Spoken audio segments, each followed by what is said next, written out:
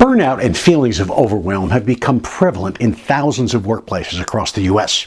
One of them is probably yours. Want to know what 5 teams have done to help ease this strain with simple changes? Watch this short video.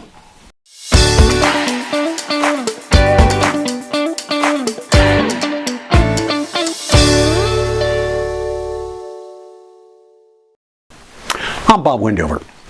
70%. That's the percentage of people who say they feel overwhelmed, if not burned out, in the most recent surveys I've seen. So how did we get here? Well, you and I could probably fill a page with the contributing factors, but that's not the point of this post.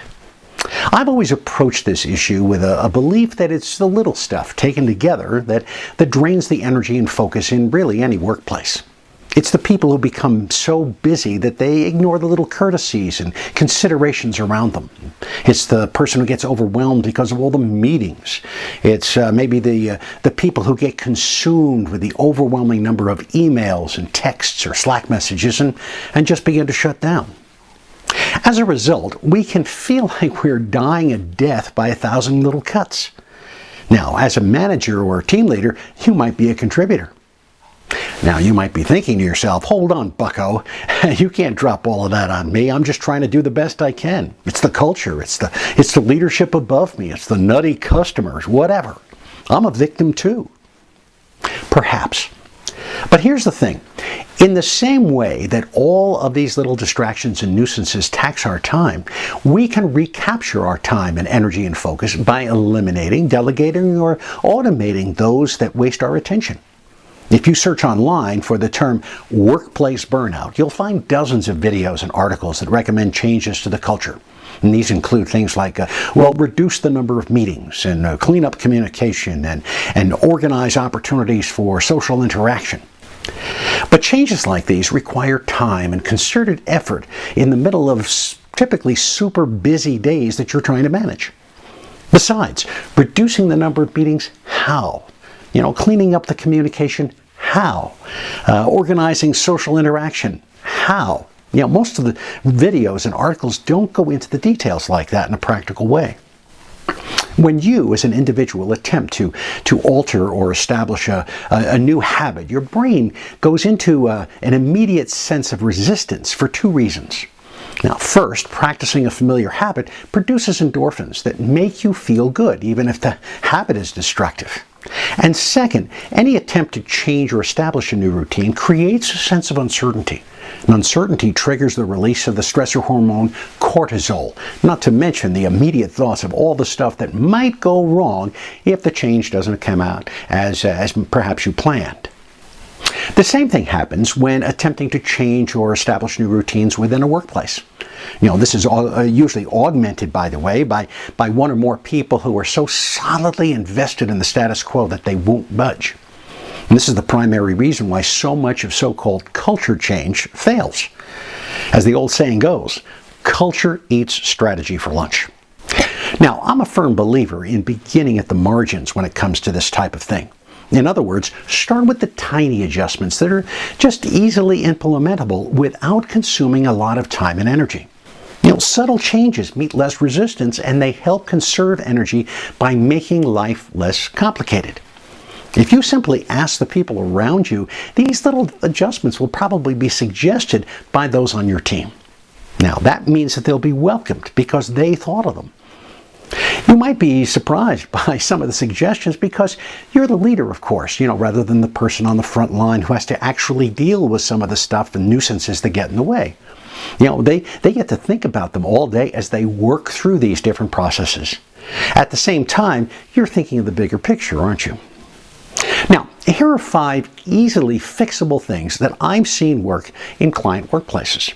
For instance, one customer support team got so frustrated with being called into impromptu meetings that they gathered one afternoon and decided as a group that everyone should just make decisions on customer issues without having to call back and forth and consult everybody else all the time.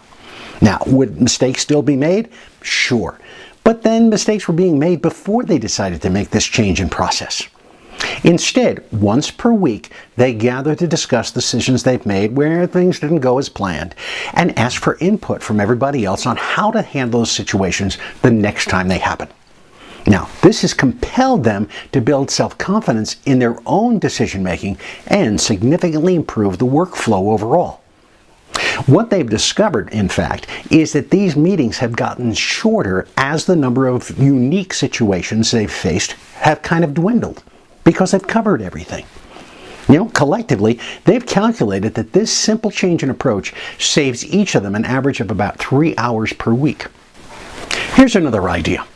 A leader in a reinsurance firm sent out a Brevity memo, as I mentioned in a previous video. The link to it is in the description. In it, she asked that every email contain a summary sentence at the beginning, identifying the sender's ultimate question or maybe request for resources. In addition, she has set an expectation that emails should not exceed 100 words in length.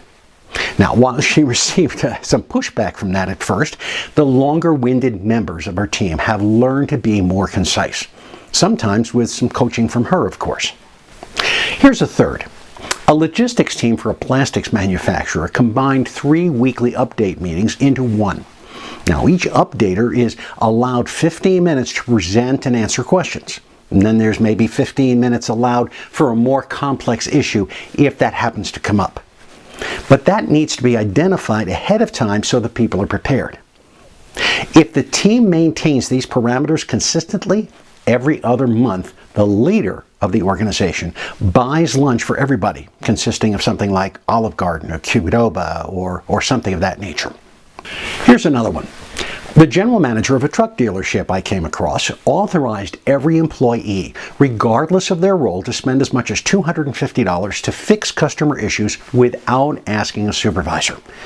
Now, this might be something as simple as maybe buying coffee for the customer who is waiting for an oil change that's taking longer than expected, or maybe replacing floor mats for a longtime customer as kind of a goodwill gesture.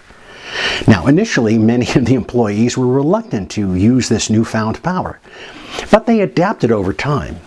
And in the process, the management team avoids hundreds of little interruptions every single month. Finally, a school district superintendent started putting a time parameter on every single item for every monthly administration meeting.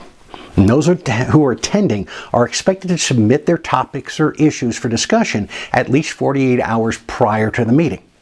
And what he's found over time is that when asked, most people kind of overestimate how much time they'll need to resolve an issue or maybe present their report. So he's begun cutting each of those estimates by maybe 30 to 40%. Now, while there was some initial resistance, everybody over time fell in line, and these half-day meetings now average about 2 hours. These are just a few of the practical approaches that you can use to recapture time and energy and focus on your team. And there's lots more in my book, Overcoming Overwhelm. There's a link to purchase it in the description. What simple changes have you made to recapture time and energy? Put them in the comments below. I'd like to share them with everybody else. And by the way, if you know of an organization who could benefit from a tailored presentation on overcoming workplace overwhelm, I would love to know about it. Just book an appointment with me by clicking on the link in the description. I'm Bob Wendover.